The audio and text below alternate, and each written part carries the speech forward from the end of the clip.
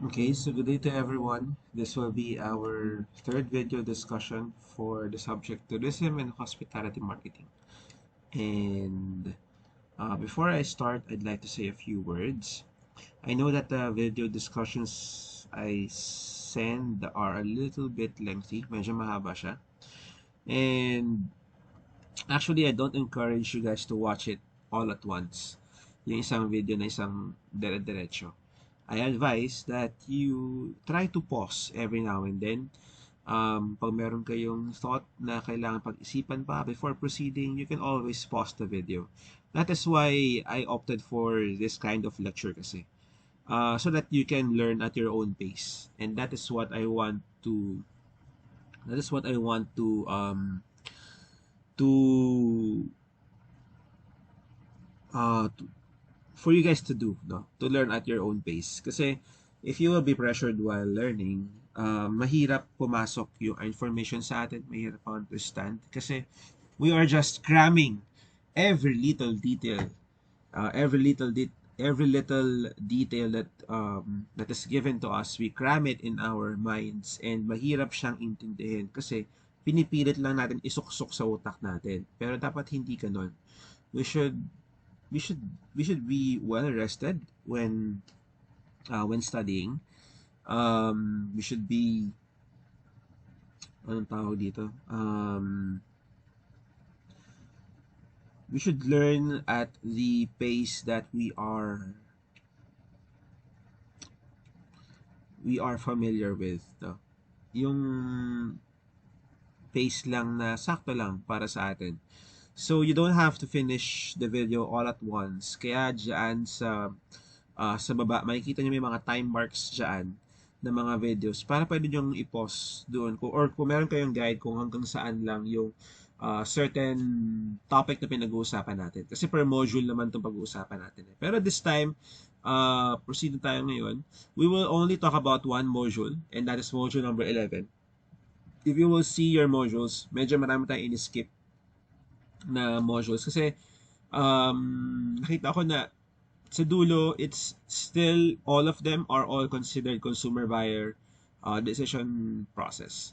Kaya dito na lang tayo sa pinaka topic na ito para mas madaling intindihin kung ano yung mga pag-uusapan natin. So, without further ado, let's begin. We already tackled last time marketing information system, wherein we gather our much needed data first before planning. We talked about micro and macro environments, the external environment, and we also talked about internal environment. We also talked about Pestle analysis and Porter's five forces. These are all analysis frameworks that can be used in order for us to analyze or study macro and micro environments. Now, pupunta tayo sa next step of the marketing as a management process and punta tayo sa marketing planning and strategic planning tactical campaigns. Yan. Marketing planning and planning tactical campaigns. Dito kasi no, we set up our goals and we set up our objectives. And after setting these up, we will now talk about how to achieve these goals and objectives that we have set. So, upon setting the marketing goals and objectives of our team, no, as marketers, we have to understand how consumer buyer decision process works. Kasi dito magiging essential. Ito yung part na magiging essential yung marketing plan natin. Kasi we are talking about how we can make our buyers buy our product. Kasi pag-uusapan natin dito kung paano nga ba nag-iisip ang isang consumer bago siya bumili ng isang produkto. Excuse me.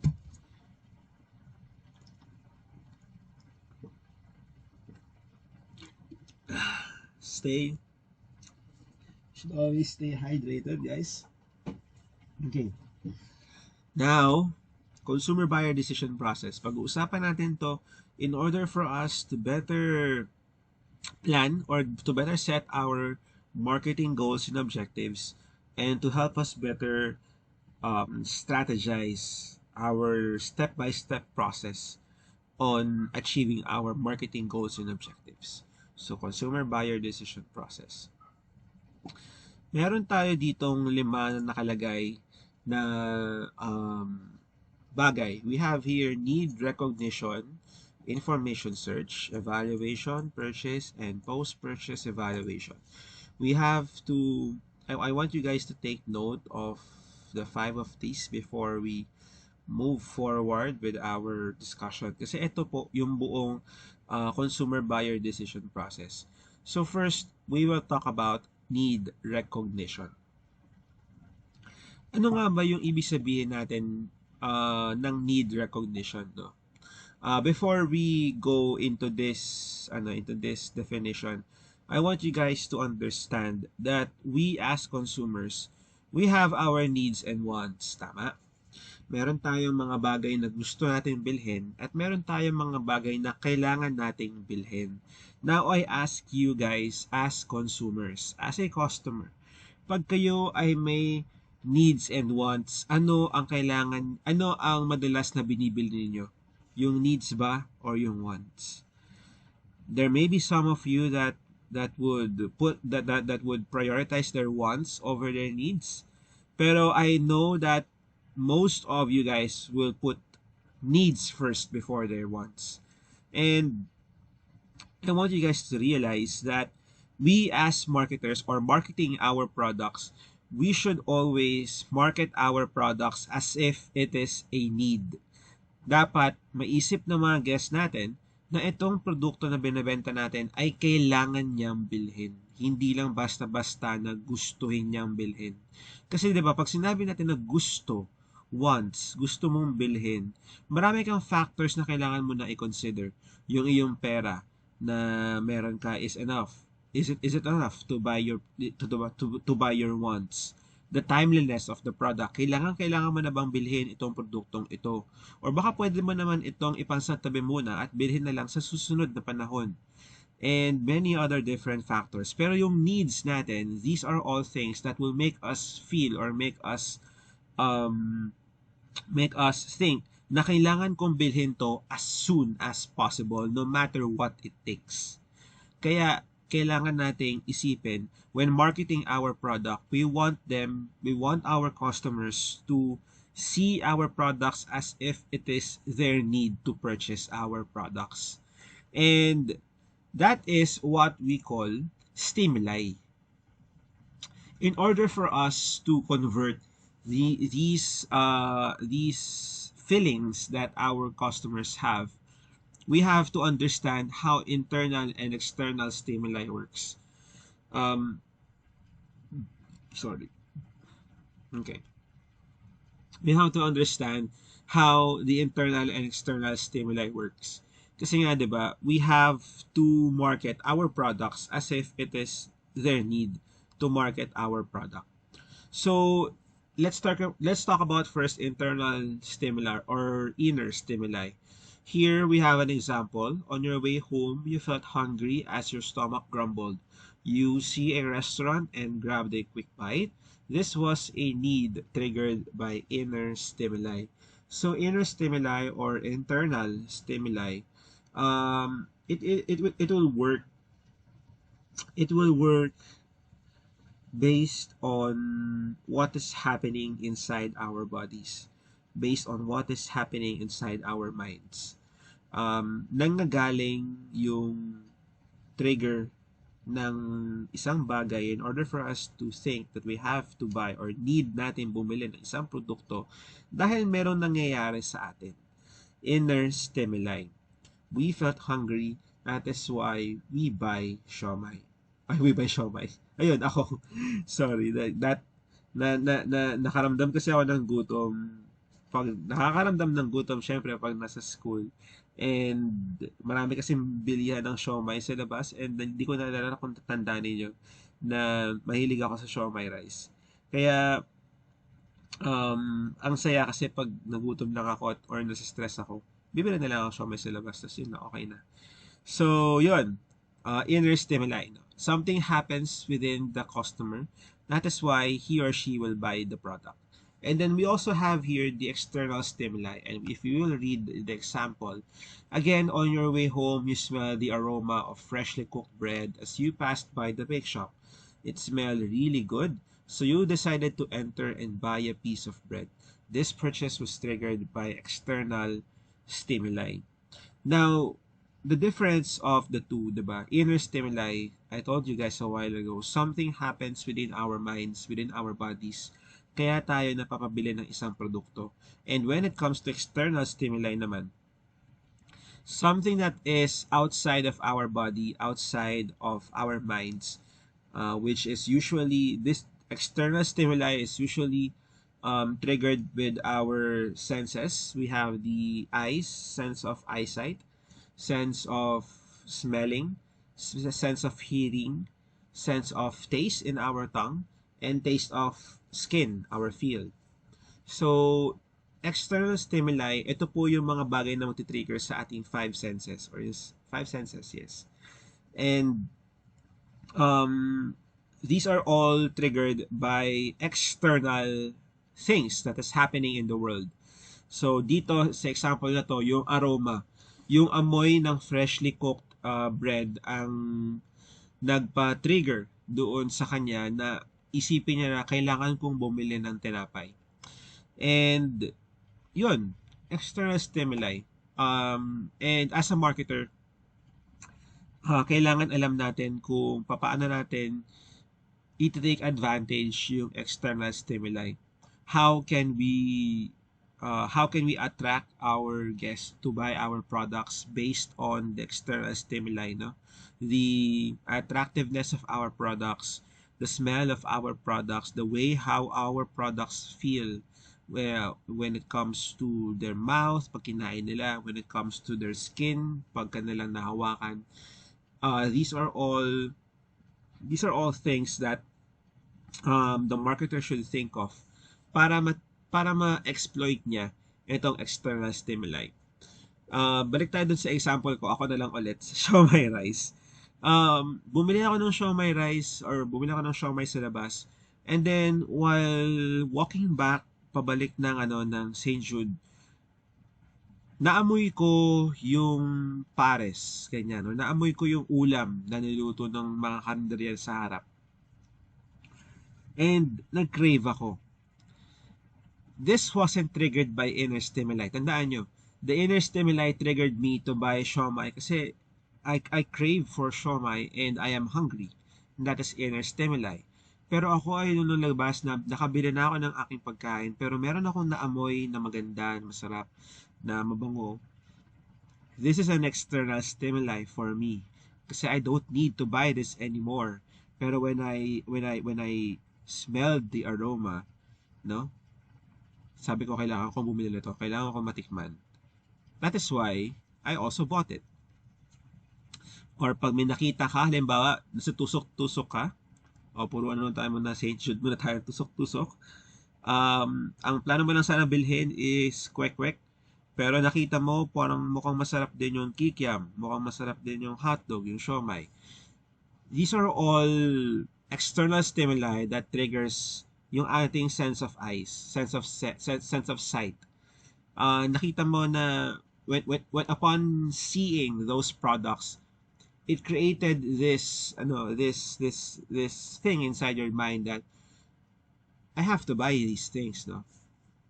Kaya minsan hindi enough yung isang stick lang, minsan napapailang stick ka din, di ba?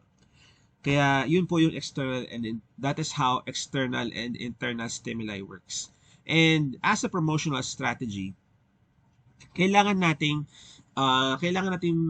tingnan kung papaano nga ba nag-iisip ang ating target market. How does our customers think? Kasi internal and external stimuli are all affected ng isang tao. Ang pinagkaiba lang is yung source ng trigger, yung source ng stimuli. Pero it will all end up to the preference of the person. Kung ano nga ba yung talagang gustong bilhin ng taong yun. Kaya kailangan iniisip natin or pinag-uusapan natin o pinag-iisipan din natin kung ano nga ba ang paano nga ba nag-iisip ang ating mga consumers? And yun po ang una natin kailangan gawin, or yung unang consumer buyer process, which is need recognition. Uh, knowing that we should have this product, no, yung need, kailangan natin bilhin. Ano yung kailangan natin bilhin? And after identifying the needs, no, kung ano yung kailangan natin bilhin as consumers, we now gather information.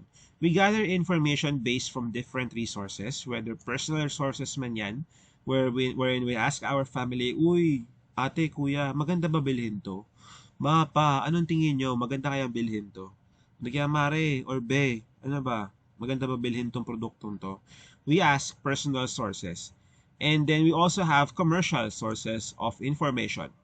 We looked into advertisements, we looked into samples, brochures, sales agents, displays, and signage that you have seen. Different advertisements, makikita mo yung information na kailangan mo dun. Sa halimbawa, kailangan mo bumili or nagugutom ka, gusto mo bumili ulit ng pagkain, you look at the stalls, no, the images of products online, you look at their prices, you look at the availability and samples, ayan, brochures. And we as consumers, we lean towards personal sources. Personal sources are more likely to be credible than commercial sources, since madalas ang ating mga pinagtatanungan kasi ay yung mga taong pinagkakatiwalaan natin. Yan, no? Reference groups and people whom you trust. And you take their word for it. Madami nagre-recommend sa akin na bumili ng ganitong produkto, or nagsasabi sa akin na yun, bilhin itong produkto na ito, and I trust him or her by saying that. That is why I buy the product, diba? We gather information based from personal and commercial sources, and the internet is very very rich of information, no? And dito na lang tayo mag-focus sa personal and commercial sources. Huwag na natin pag-usapan ito, internal and external information, kasi baka malito lang kayo. Pero, yun, basically that's it.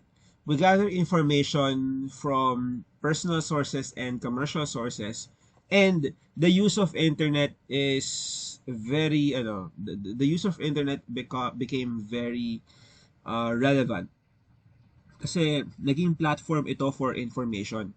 You can see in the internet, you can see feedback from different people, and this can be considered as a commercial source based on feedback and reviews of different guests. Pag tayo ay maghanap ng isang restaurant or tayo ay magbubuko ng isang hotel, we see the feedback of the people who have stayed in the hotel. We see the ratings of the hotel, whether 3-star ba siya sa TripAdvisor or 4-star ba siya sa TripAdvisor. And then we also see yun, yung mga reviews nila.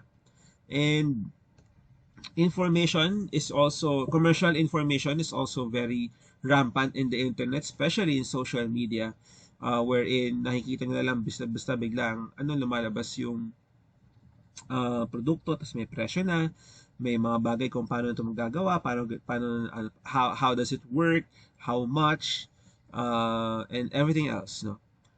Really, the internet became a platform for information.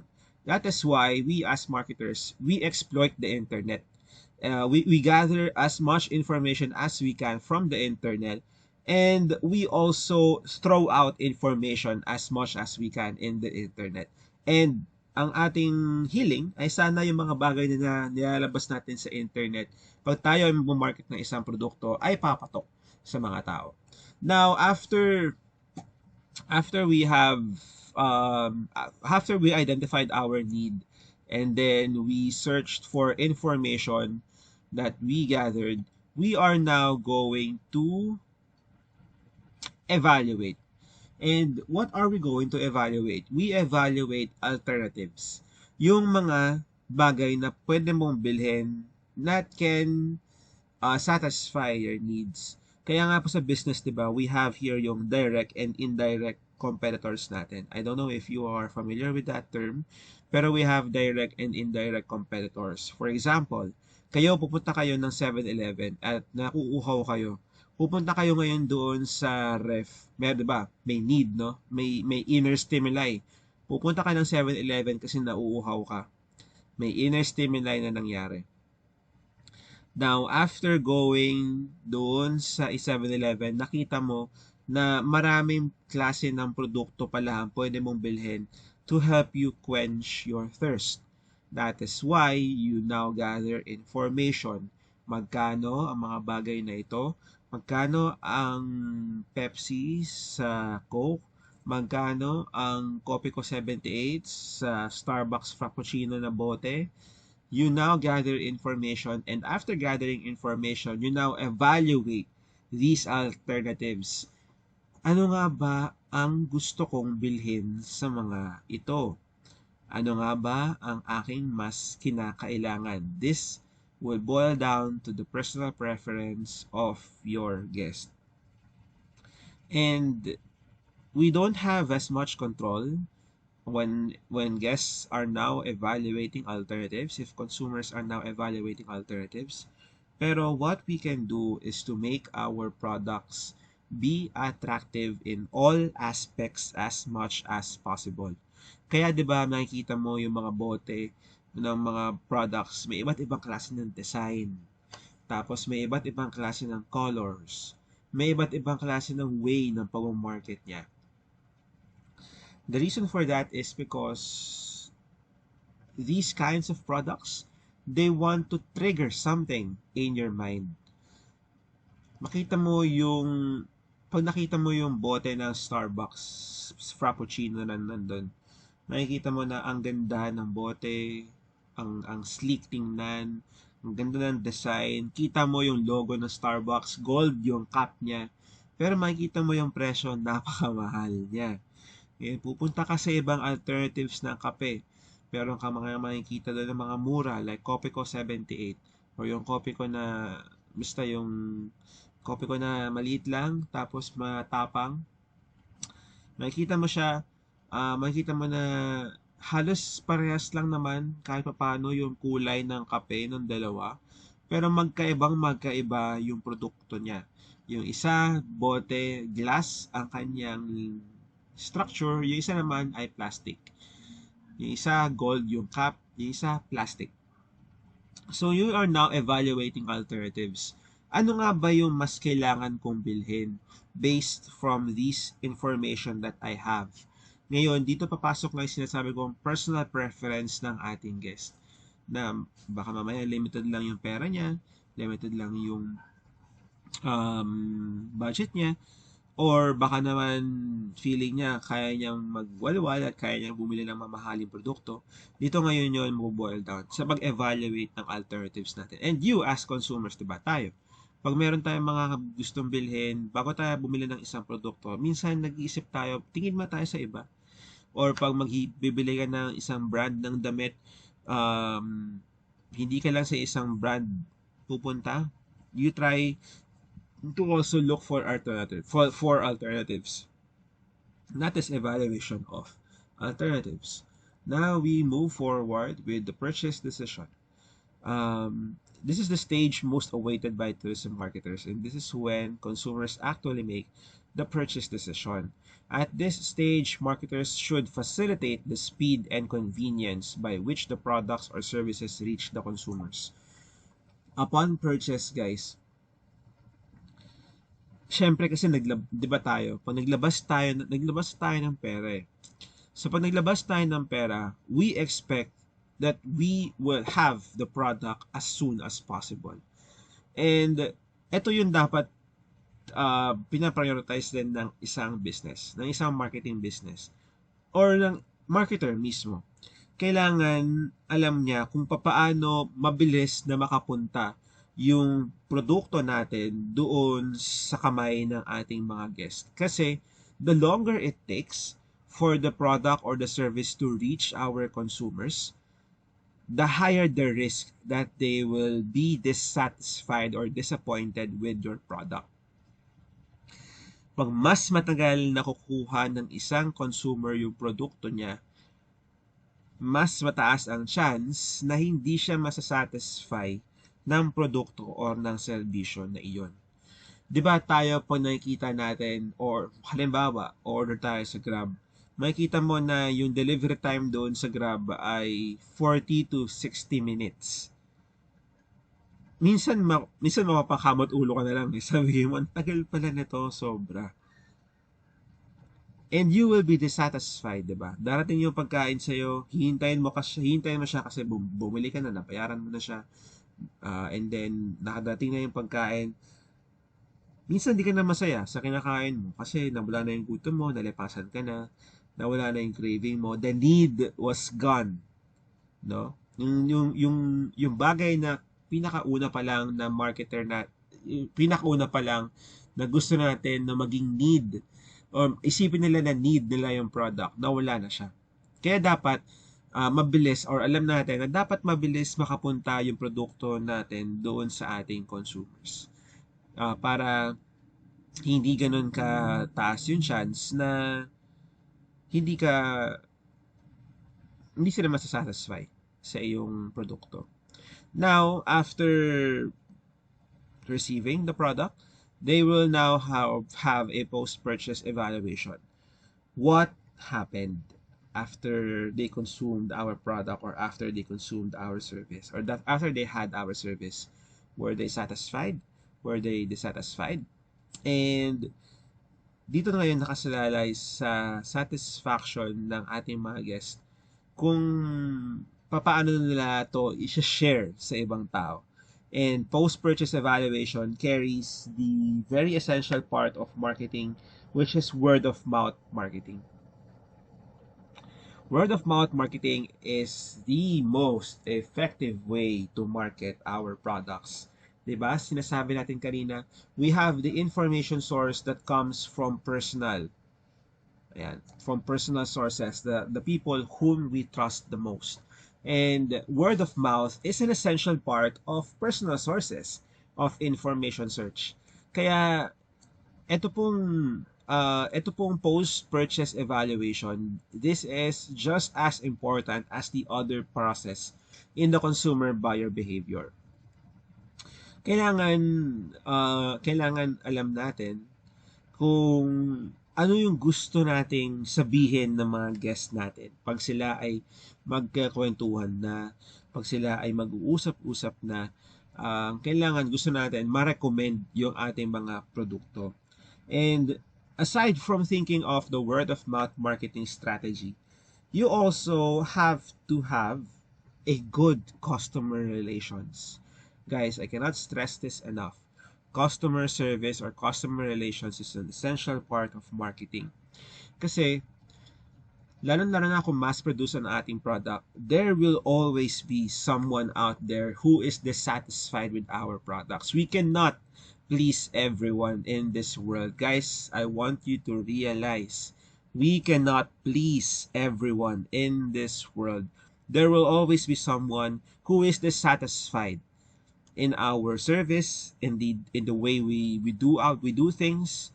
Lagi yon, meron. Kaya dapat we know how to handle dissatisfaction. And dito papasok yung customer service natin.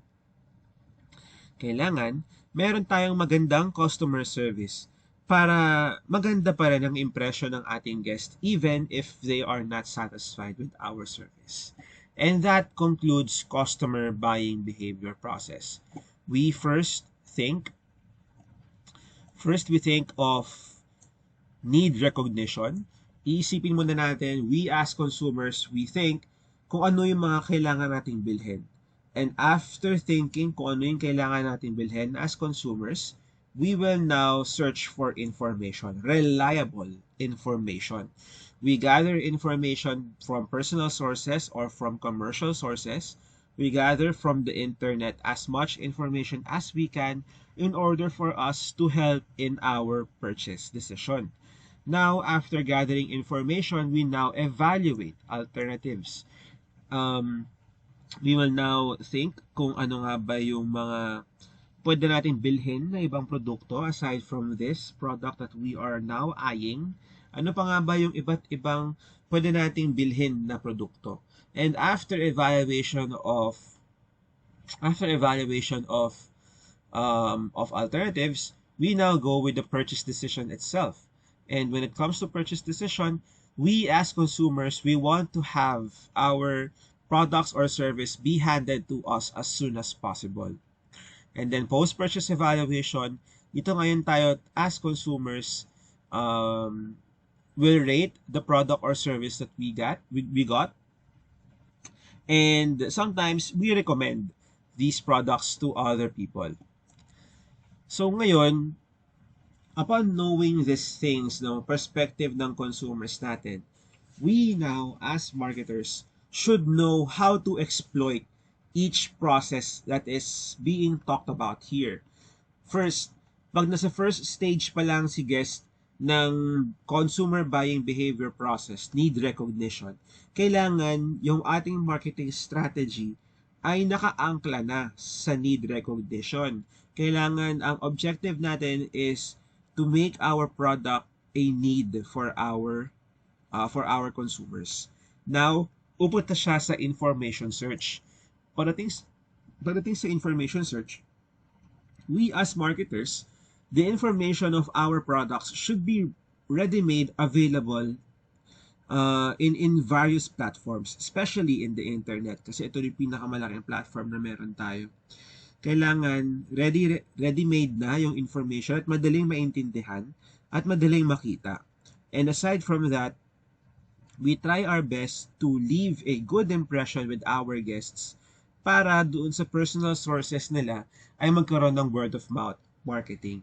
Now, pagdating sa evaluation, dapat tinitingnan natin kung ano yung mga bagay na pwedeng maging attraction doon sa guest natin para mas piliin niya yung produkto natin compared with the alternatives.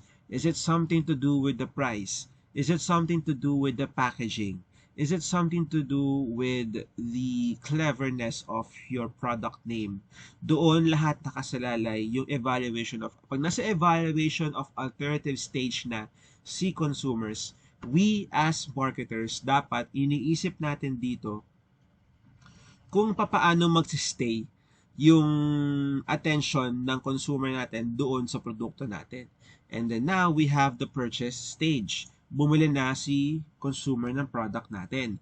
And we, as the marketers, should be able to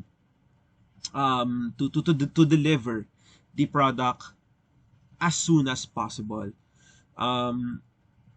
Dapat we are ensuring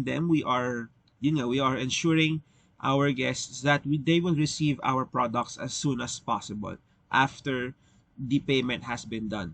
And pagdating sa post-purchase evaluation, we as marketers cannot really do anything else from this point aside from giving out a good customer service. Guys, yun talaga eh. Tanggapin na natin na meron talaga magrereklamo sa ating produkto. And dapat alam natin kung paano natin to matitake into advantage at paano natin to magagamit for the future para the next time mas maganda ang ating pag-market. So that concludes our discussion for today. And I hope na kahit paano meron kayong natutunan. One module lang tayo, and I'll see you guys next week, or I'll see you guys during our face-to-face schedule for an activity. And until then, stay safe guys. Ingat kayo. Bye-bye.